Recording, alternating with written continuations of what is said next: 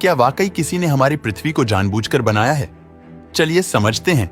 धरती पर जीवन इसलिए शुरू हुआ क्योंकि यह सूरज से बिल्कुल सही दूरी पर स्थित है, न ज्यादा पास और न ज्यादा दूर।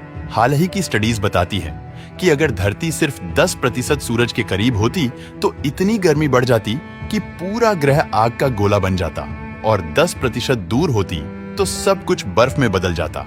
यही नहीं, अगर पृथ्वी की घूमने की स्पीड 10% बढ़ जाए तो यहाँ 300 से 400 किलोमीटर प्रति घंटे की खतरनाक हवाएं चलेंगी, और 10% कम हो जाए तो दिन में तापमान 80 डिग्री तक और रात में -50 डिग्री तक पहुंच जाएगा।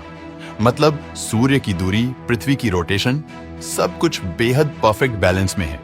इसी तरह चांद इतना सटीक अलाइंड है कि वह हमारे ग्रह को घूमने और मौसमों को स्थिर बनाए रखता है। और जुपिटर, वह तो सोलर सिस्टम में एक विशाल ढाल की तरह हमें खतरनाक एस्ट्रॉइड से बचाता है। दिलचस्प बात यह है कि अगर जुपिटर अपने स्थान से सिर्फ 10% सूरज की तरफ होता तो वह धरती नहीं बल्कि वीनस को प्रोटेक्ट करता, और 10% दूर होता तो मार्स उसकी शील्ड में आता।